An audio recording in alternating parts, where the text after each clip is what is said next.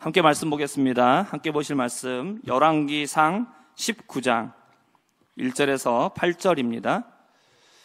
구약 549페이지 열왕기상 19장 1절부터 8절까지 말씀을 보겠습니다.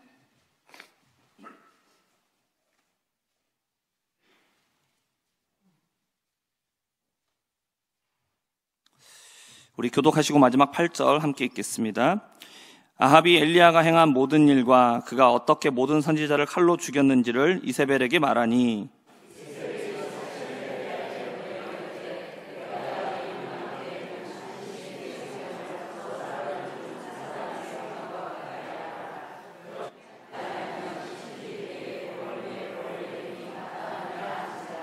그가 이 형편을 보고 일어나 자기의 생명을 위해 도망하여 유다에 속한 브엘세바에 이르러 자기의 사환을 그곳에 머물게 하고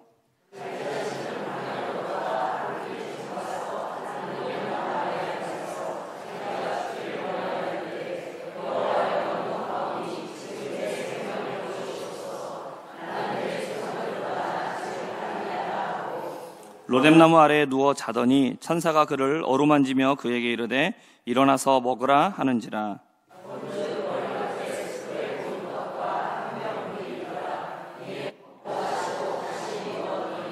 여호와의 천사가 또다시 와서 어루만지며 이르되 일어나 먹으라 내가 갈 길을 다 가지 못할까 하노라 하는지라. 이에 일어나 먹고 마시고 그 음식물의 힘을 의지하여 40주 40야를 가서 하나님의 산 호렙에 이르니라. 아멘. 우리 옆에 계신 분들과 반갑게 인사 나누겠습니다. 인사말을 생각했다가 까먹었는데요. 우리 옆에 분들과 인사 나눌 때 이렇게 인사하겠습니다. 오늘 저와 같이 은혜 받으시기 바랍니다.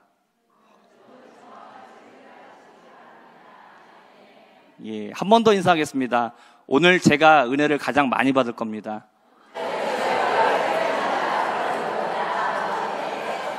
예, 나보다 더 많이 받으면 좀 그렇죠? 그렇죠?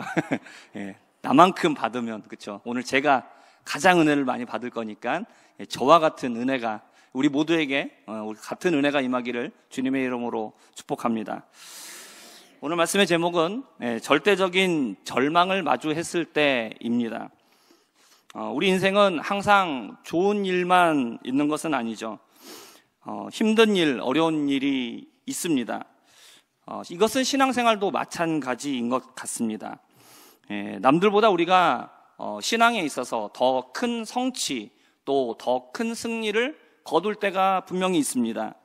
하지만 또 반대로 남들은 잘 신앙생활 하고 있는데 나만 혼자 곤두박질 쳐가지고 깊은 낙심과 또 절망 그리고 좌절과 두려움에 빠질 때가 또 있죠.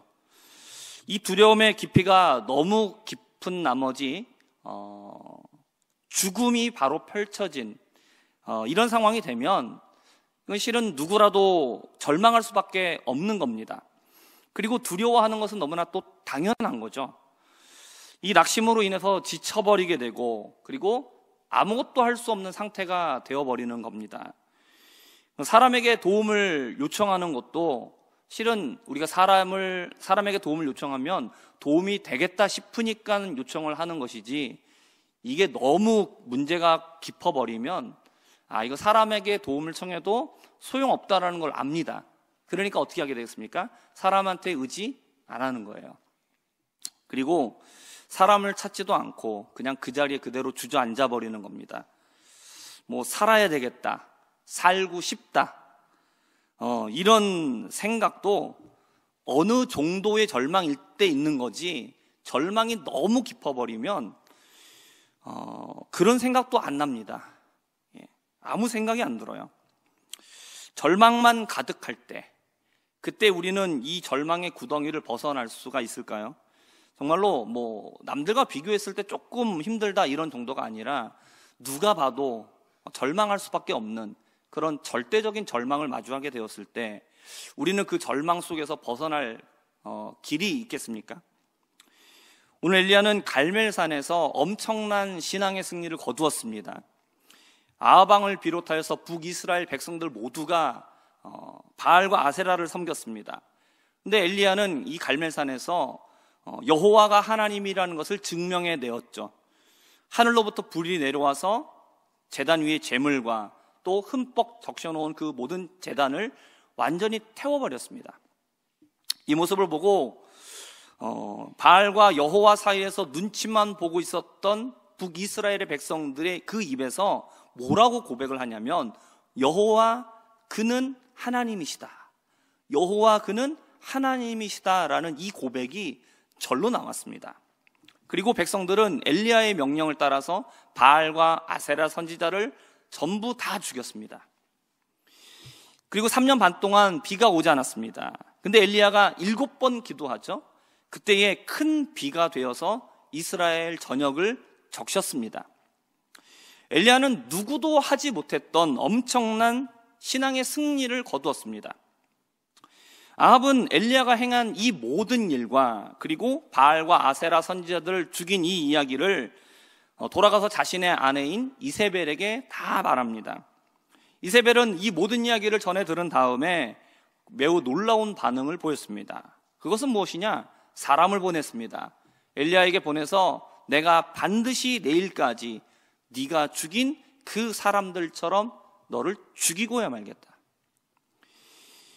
이 말을 전해 들은 엘리야는 이세벨의 손에 죽을 수 있다라는 생각이 들어서 살기 위해 도망쳤습니다. 북이스라엘의 선지자인 엘리야가 어디까지 도망갔냐? 남유다인 브엘세바까지 사환과 함께 도망갑니다. 그리고 브엘세바의 사환을 놔두고 거기에서 하룻길을 더 광야로 들어갑니다. 아무도 없는 곳, 누구도 자신의 행적을 찾을 수 없는 인적이 없는 광야로 들어가 한 로뎀나무 아래에 앉았습니다. 그리고 그는 하나님께 기도합니다. 뭐라고 기도했느냐?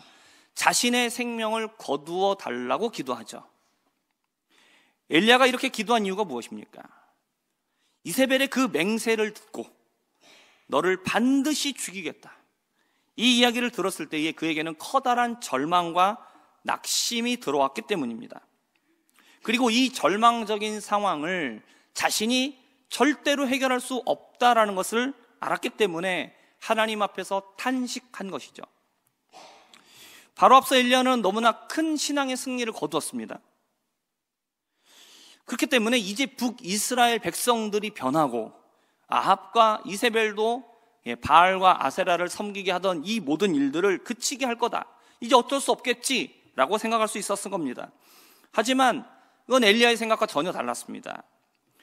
이세벨은 어떻게 됐습니까? 그 이야기를 듣고 안 되겠구나, 이스라엘의 하나님 여호와를 당할 수 없겠구나, 이렇게 생각해야 될 것 같은데 오히려 이세벨은 더 악했습니다. 그래서 엘리야를 죽이겠다라고 나섰죠. 우리가 어떤 문제 앞에서 승리를 거두게 되면 이제 그 문제가 해결되었죠.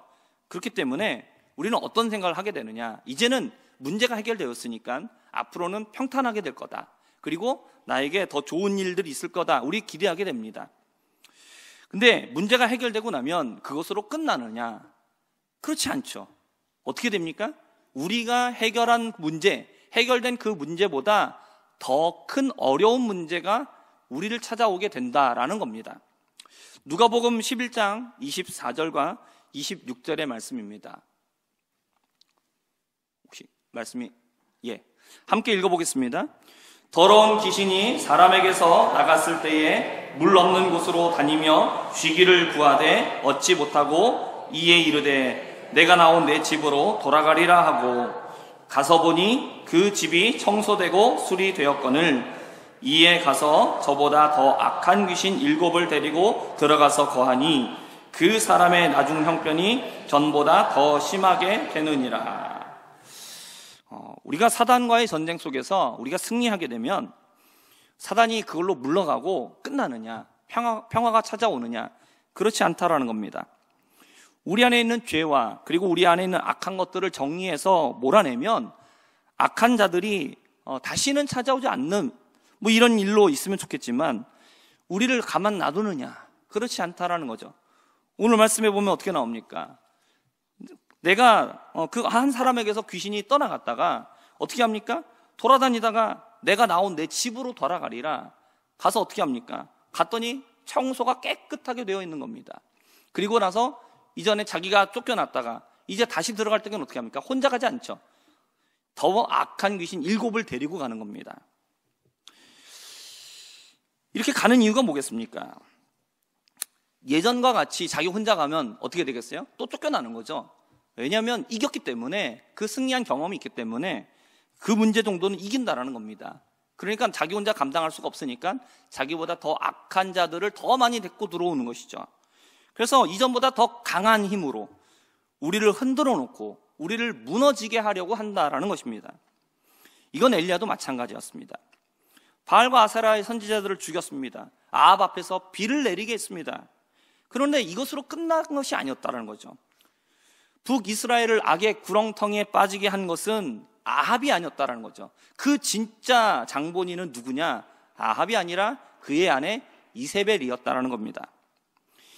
이세벨은 북이스라엘을 여호와 신앙으로 돌아가지 못하게 하려고 하나님의 선지자로서 영향력을 행사하고 있었던 엘리야를 죽이려고 했습니다.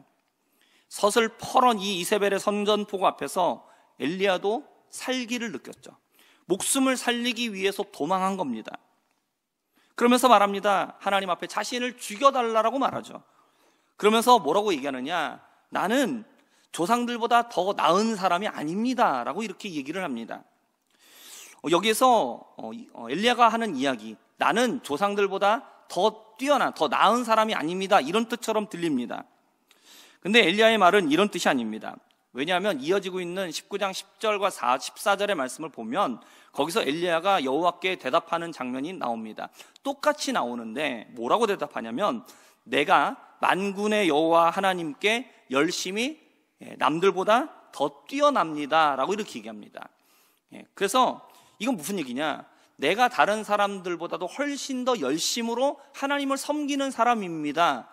열심히 특별하다라고 얘기하죠.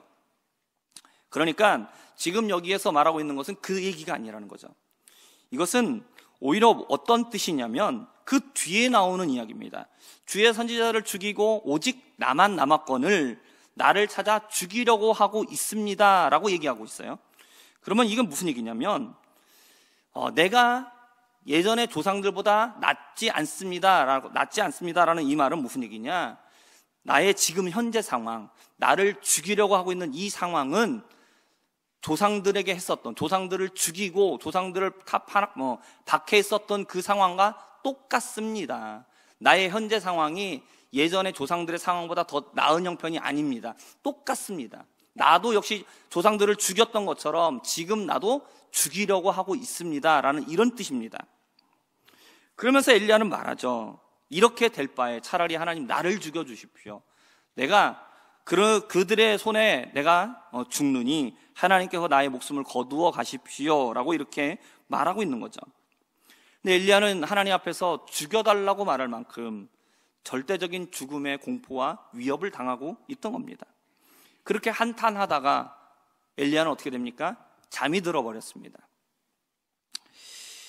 이전에 큰 승리를 거두었습니다. 하지만 그 문제를 해결했지만 이것보다 더 큰 문제를 맞닥뜨리게 되었죠. 이전에는 자신의 목숨을 위협하지는 않았습니다. 하지만 이제는 자신을 죽이려고 하고 있는 문제 앞에서 엘리야는 스스로 이것을 이겨낼 방법이 없었던 겁니다. 누구도 할 수 없는 큰 능력을 행하고 큰 승리를 가져왔지만 엘리야도 역시 사람이라는 겁니다. 이건 사람마다 다르지만 자신이 이겨낼 수 있는 문제가 있는 반면에 자신이 이겨낼 수 없는 문제도 있다라는 겁니다. 이겨낼 수 없는 문제를 만나게 되면 이건 누구나 엘리야와 같은 고백을 하게 되어 있다라는 것이죠.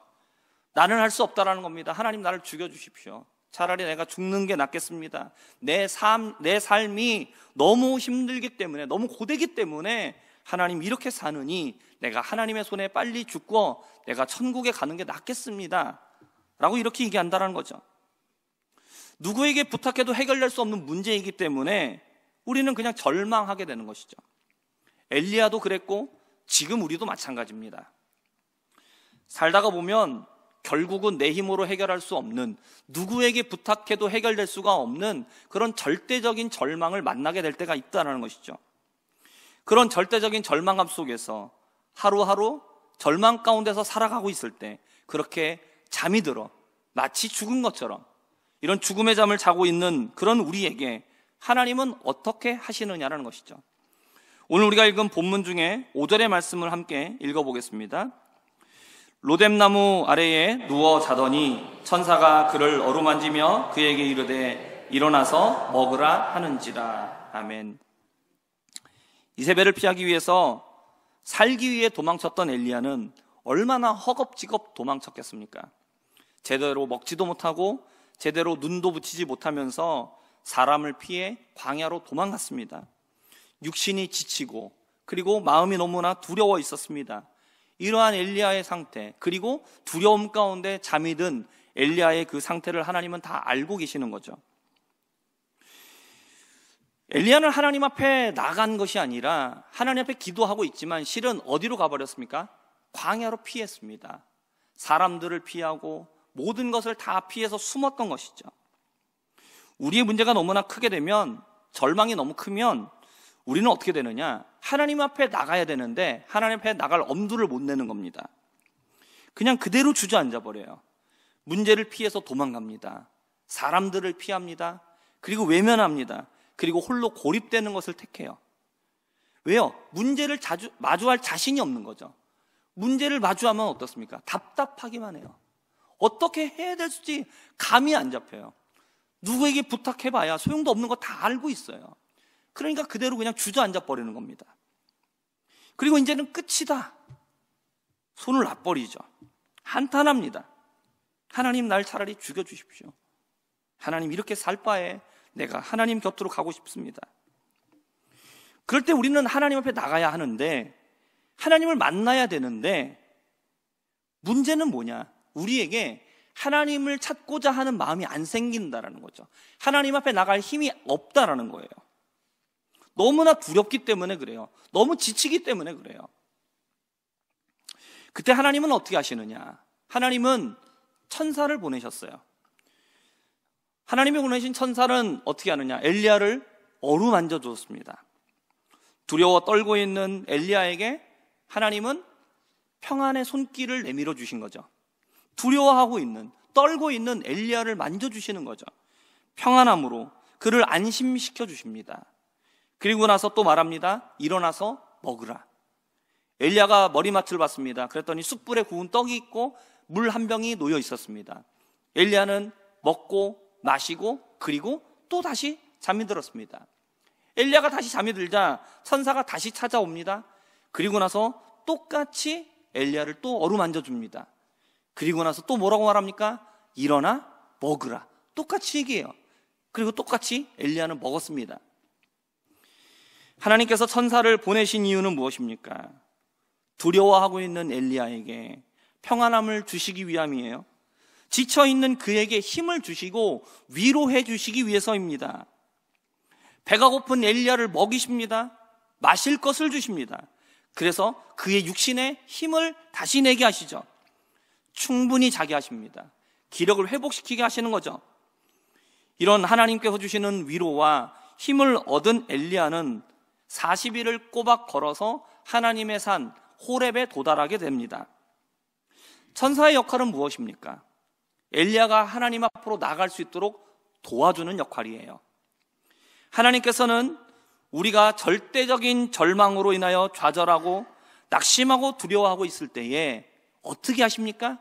우리를 위로하시기 위해서, 우리에게 힘을 주시기 위해서, 우리를 도와주시기 위해서 천사를 보내신다는 거죠. 그래서 우리를 어떻게 하시느냐? 우리에게 힘을 되찾게 하셔요. 이러한 도움은 굉장히 물질적이고 실제적인 도움입니다. 말의 위로가 필요하죠. 그러나 지금 도망치느라 허겁지겁 달려온 엘리야는 어떻습니까? 먹을 것이 필요하고 마실 것이 필요한 거예요. 잠이 필요한 것이죠. 평안함이 필요한 것이죠. 평안한 안식이 필요해요. 하나님 천사를 보내서 어떻게 하십니까? 말로도 위로하시지만, 어루만져 주시지만, 먹이시고 마시게 하시고 또 재워주십니다. 그리고 그 한 번만으로 안 되니까 또 다시 먹이시고 재우시는 거예요. 천사는 그의 현재 상황에 대해서 뭐라고 하지 않습니다. 한마디도 안 해요.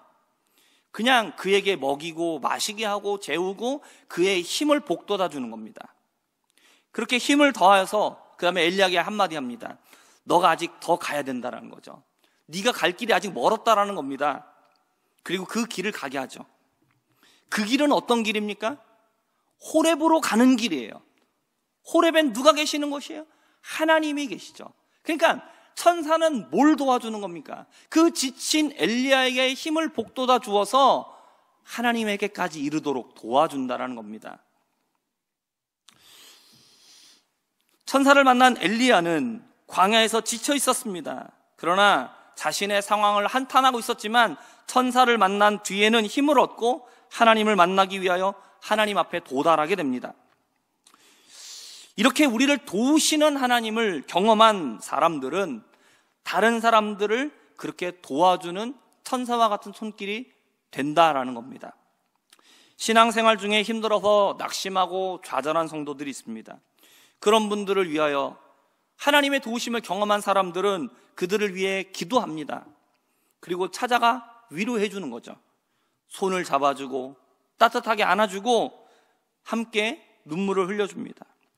맛있는 음식도 사주고 또 따뜻한 음료 하나를 건네주면서 그 마음을 알아주는 겁니다. 우리의 따뜻한 마음이 담긴 것이라면 어떤 거라도 좋습니다. 작은 것이어도 괜찮아요. 우리가 그 사람을 정말로 기억하면서 그를 정말로 위하는 마음을 가질 때에 우리가 건네는 것이 어떠한 것이든지 그에게 힘이 된다는 것을 기억하시길 바랍니다. 이렇게 서로에게 힘을 줄 수 있는, 서로를 격려할 수 있는 그런 우리가 되기를 주님의 이름으로 부탁드립니다. 우리가 그를 바라볼 때에 그의 상황을 내가 보면 보일 때가 있습니다. 이거 이렇게 하면 되는데 저렇게 하면 되는데 보일 때가 있죠? 그때 말해주고 싶잖아요. 그렇죠? 저도 그럴 때가 굉장히 많습니다. 그래서 말을 해줄 때가 있는데 그때 말을 해주고 싶을 때 우리가 해야 될 일이 있습니다. 뭐가 있을까요? 우리 입을 다무는 거예요. 이렇게 해봐, 저렇게 해봐, 나 이거 이렇게 해서 저렇게 했어. 물론 그거를 요청한다라면, 경험을 들려달라고 얘기한다라면 얘기해 줄 필요는 있지만 먼저 알려줄 필요는 없다라는 겁니다. 왜냐하면 그것보다 더 중요한 건 뭐냐면 내 경험과 내 생각이나 내 지혜를 얘기해 주는 것도 좋지만 그것보다 더 좋은 방법이 있어요. 뭔지 아십니까? 그 사람을 격려해서 하나님 앞에 나가게 하는 거예요. 왜냐하면 내 경험도 좋죠. 내 생각도 좋죠. 내 지혜도 좋죠. 다 좋습니다. 나쁜 거 아닙니다. 하지만 정말로 좋은 건 뭐냐면 그가 직접 하나님 앞에 나아가서 하나님을 만나야 비로소 문제가 해결되기 때문에 그렇습니다. 하나님 앞에 나가지 못하고 주저앉은 성도가 있으면 어떻게 됩니까? 일어나서 갈 수 있도록 도와주어야 된다는 거예요. 천사가 가져다 준 떡과 물을 먹고 쉰 엘리야는 그 음식물의 힘을 의지해서 호렙산에 이르게 됩니다. 우리가 지친 성도들을 위로해 주게 되면 그들이 힘을 얻는 거예요. 그리고 그 힘을 가지고 우리가 위로해 준 그 위로의 힘을 가지고 어디로 가느냐? 하나님 앞으로 가게 된다는 거죠. 그래서 하나님 앞에 나가 하나님을 만나게 된다는 겁니다. 우리가 서로 이렇게 천사와 같은 역할을 해줄 수 있는 그런 성도님들 되시기를 주님의 이름으로 부탁드립니다. 여호와 하나님께서 호렙산 동굴로 들어온 엘리야에게 말씀하십니다. 엘리야야, 내가 어찌하여 여기에 있느냐? 엘리야가 대답합니다. 나는 하나님께 열심히 남다른 사람입니다. 이스라엘 자손은 어땠습니까? 언약을 버렸고 주의 제단을 헐고 선지자들을 칼로 죽였습니다. 근데 이제 나만 남았습니다. 하나님, 근데 그들이 나의 생명을 찾고 있습니다. 이게 엘리야의 대답이었습니다. 대답을 들으신 여호와께서는 엘리야에게 말씀하십니다. 동굴에서 나와 산에 서서 여호와 앞에 서라고 마십니다. 엘리야가 산 앞에 섰습니다. 그때 먼저 강한 바람이 지나갑니다. 이 바람이 얼마나 강하든지 산을 부수고 바위를 부수는 엄청난 힘을 가지고 있었습니다. 그런데 그 바람 가운데 여호와는 계시지 않았습니다. 바람이 지나가고 지진이 일어났습니다. 근데 그 지진 가운데서도 여호와는 계시지 않았어요. 지진이 끝나고 이제 불이 일어났습니다. 그 엄청난 불기둥 가운데서 역시 여호와는 계시지 않았습니다. 이것들이 다 지나가고 그리고 아주 고요한 가운데 작은 소리가 들렸습니다. 이 작은 소리를 들은 엘리야는 이것이 여호와의 음성인 것을 깨닫고 그 앞에 서게 됩니다. 그때 또 같은 음성이 들리죠. 엘리야야, 내가 어찌하여 여기 있느냐? 엘리야는 첫 번째와 똑같은 대답을 합니다. 엘리야의 대답은 무엇입니까? 나만 남았다라는 것이죠. 나를 죽이려고 하고 있기 때문에 내가 죽고 나면 하나님을 위하여서 열심을 가진 사람은 다 사라지는 겁니다. 이제 하나님의 일을 이룰 수 있는 사람은 아무도 없게 되는 겁니다 라고 얘기하고 있는 것이죠. 근데 하나님께서는 어떻게 하십니까? 그 엘리야에게 엄청난 자연의 위력을 보여주셔요. 근데 그 가운데 여호와가 없다라는 것을 보게 하십니다. 이게 무슨 이야기일까요? 바람과 지진과 불과 같은 이 엄청난 자연의 능력, 이 자연의 힘 앞에서 사람들은 경외감을 가지죠. 그리고 심지어 그것을 신으로 섬기기까지도 합니다. 그 능력이 인간의 상상력을 초월하기 때문에 그래요. 엘리야는 여호와께서 이러한 엄청난 능력을 행하셔서 지금 혼자 남아있다라고 생각하고 있는 그 엘리야를 구원하시고 그리고 자신을 죽이려고 하고 있는 아합과 이세벨, 이 악한 자들을 징벌하실 것을 기대했을 겁니다. 그러나 그 엄청난 능력들 안에 여호와가 계시지 않다라는 것은 무엇을 말하고 있느냐? 하나님은 그와 같은 방식으로 일하시지 않는다라는 거예요. 이 엄청난 능력들이 다 지나가고 여호와 하나님은 아주 작은 목소리로 임재하십니다. 하나님은 두 번째 똑같은 질문을 하셨지만 엘리야는 여전히 똑같은 대답을 하고 있습니다. 뭡니까? 엘리야는 생각이 달라지지 않았던 거예요. 그 자연의 힘들이 다 지나가고 세미한 음성 가운데 하나님의 말씀이 들렸지만 엘리야는 하나님의 말씀에 집중하는 것이 아니라 여전히 하나님의 능력을 기대하고 있었다라는 것이죠. 첫 번째와 똑같은 대답을 하고 있는 엘리야에게 여호와께서는 대답을 해주십니다. 오늘 본문 뒤에 있는 열왕기상 19장 15절에서 18절까지의 말씀에 나와 있는데 오늘 이 말씀을 함께 읽어보겠습니다. 여호와께서 그에게 이르시되 너는 내 길을 돌이켜 광야를 통하여 다메섹에 가서 이르거든 하사엘에게 기름을 부어 아람의 왕이 되게 하고 너는 또 님시의 아들 예후에게 기름을 부어 이스라엘의 왕이 되게 하고 또 아벨 무홀라 사밧의 아들 엘리사에게 기름을 부어 너를 대신하여 선지자가 되게 하라. 하사엘의 칼을 피하는 자를 예후가 죽일 것이요 예후의 칼을 피하는 자를 엘리사가 죽이리라. 그러나 내가 이스라엘 가운데에 7,000명을 남기리니 다 바알에게 무릎을 꿇지 아니하고 다 바알에게 입맞추지 아니한 자니라. 아멘. 엘리야에게 여호와께서는 뭐라고 말씀하십니까? 이스라엘의 옆에 있는 이웃의 나라 아람의 왕을 새롭게 세우라는 것입니다. 그리고 예후를 북이스라엘의 왕으로 세우라는 것이죠. 그리고 엘리야를 대신할 선지자로 엘리사를 세우라고 말씀하십니다.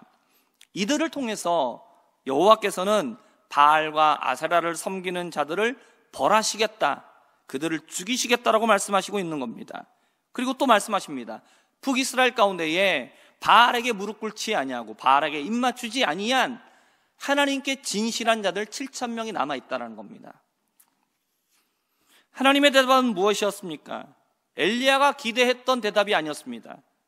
그런 극적인 능력을 통하여 그들을 악한 자들을 심판하고 그리고 엘리야를 보호하시고 그 극적인 그 어려움 속에서 그 건져내시는 능력의 손길, 그 하나님이 아니었습니다.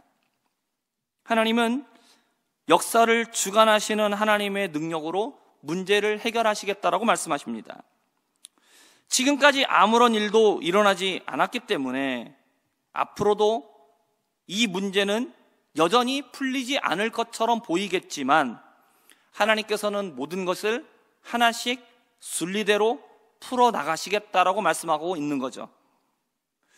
우리가 너무 힘든 이유는 당장 죽을 것 같은 문제가 우리 앞에 있기 때문에 그렇습니다. 우리가 좌절하고 낙심하는 것이 결코 잘못은 아니에요.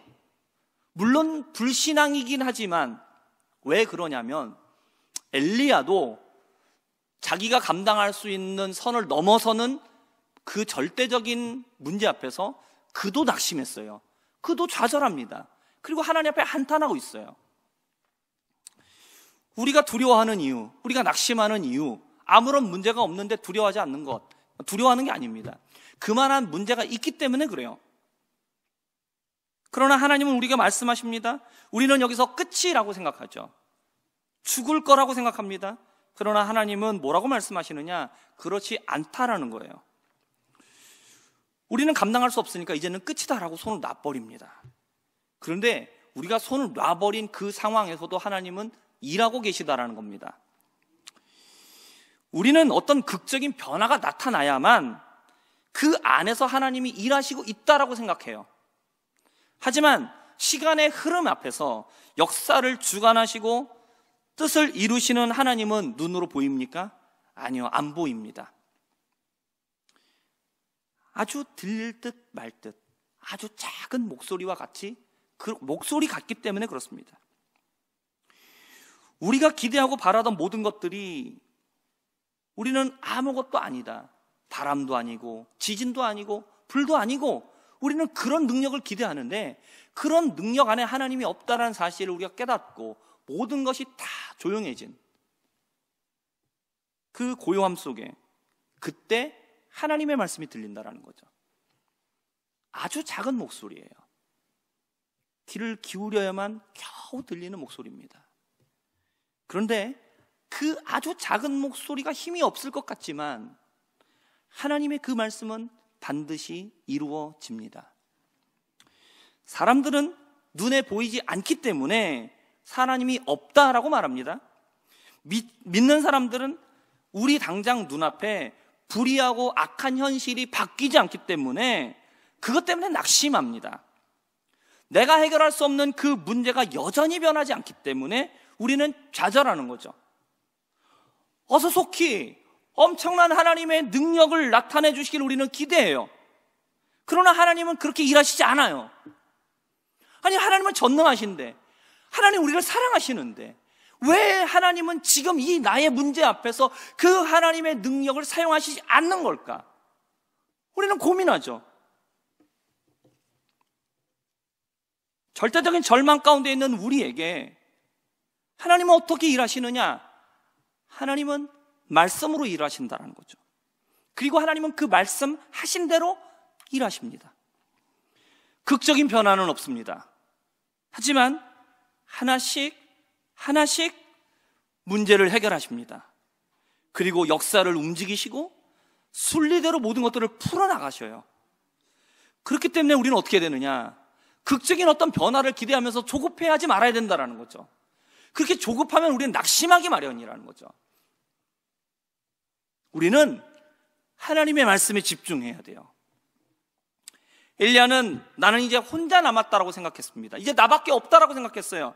그러나 하나님은 말씀하십니다. 너처럼 바알을 섬기지 않는 7,000명을 남겨놓았다. 엘리야만 지금 이 외로운 싸움을 하고 있다는 게 아니라는 거예요. 아무리 어려운 상황 속에서도 믿음으로 살고 있는 사람들은 여전히 존재한다는 것을 말씀하시고 있는 겁니다. 혼자 남아서 힘들고 외롭다, 이런 싸움을 싸우고 있다라고 지쳐있는 엘리야에게 하나님은 말씀하십니다. 너 혼자가 아니라는 것이죠. 너와 같은 믿음을 가지고 있는 너와 같은 사람들이 여전히 7,000명이 남아있다는 거죠. 그렇기 때문에 하나님 우리에게 뭐라고 하시느냐? 우리가 혼자 싸우지 말고 공동체로 모여야 된다는 거예요. 우리가 주님이 오시는 날까지 계속해서 모이기를 힘써야 되는 이유가 바로 이런 것 때문에 그래요. 우리 혼자 남으면 아무리 신앙이 뛰어나고 아무리 믿음이 좋아도 낙심할 때가 분명히 있다는 거죠. 그러나 모이면 어떻게 됩니까? 서로 격려하게 되고 서로 위로하게 되고 힘이 돼준다는 거죠. 혼자 남은 것 같은 상황에서도 같은 처지에 있는 믿음의 동료들이 있다는 사실을 기억하시기를 바라요. 그리고 그들과 함께 하시기를 바라요. 함께 모여서 기도하고 주님을 바라보고 주님이 행하시는 일들을 바라볼 수 있는 우리가 되기를 바랍니다. 말씀을 정리하겠습니다. 내가 어떻게 할 수 없는 절박한 상황 때문에 우리는 두려움에 빠지고 좌절하게 됩니다. 이건 어찌 보면 너무나 당연한 겁니다. 그러나 하나님은 어떻게 하십니까? 그 상황에 천사를 보내주셔요. 그래서 우리를 격려하시고 우리를 도와주신다는 사실을 잊지 마시기를 바랍니다. 이 위로를 우리가 받기 때문에 우리는 그 힘을 얻어서 하나님 앞에 나갈 수 있는 겁니다. 여호와 하나님께서는 우리가 생각하는 것처럼 엄청난 능력으로 한 번의 문제를 해결하시는 것이 아니라 시간과 역사의 흐름 속에서 하나씩 문제를 풀어나가십니다. 우리의 인생의 문제도 마찬가지입니다. 당장 죽을 것 같아요. 그러나 죽지 않습니다. 말씀 안에 거하고 있으면 어느새 그 답답했던 문제가 해결되는 것을 우리는 보게 됩니다. 우리는 우리를 죽이겠다라고 말하는 이세벨의 말을 들을 것이 아니라 아주 작지만 확실한 여호와 하나님의 말씀을 들어야 합니다. 우리와 같이 어려움 속에서 믿음을 지켜나가고 있는 믿음의 형제와 자매들이 있다는 사실을 기억하시기를 바라고 함께 모여 믿음의 공동체 안에 거하시기를 바랍니다. 너무 작아서 아무런 힘이 없어 보여도 하나님의 말씀은 역사를 주관하시고 모든 잘못된 것을 바로잡으실 능력이 있는 줄 믿습니다. 그러므로 여호와 하나님의 말씀을 붙잡으시기 바랍니다. 그러면 우리는 어떠한 절망적인 상황에서도 이겨낼 수 있는 것이죠. 우리는 승리할 수 있는 겁니다. 이러한 믿음의 싸움과 또 승리를 경험할 수 있는 우리 모두가 되기를 주님의 이름으로 축복합니다.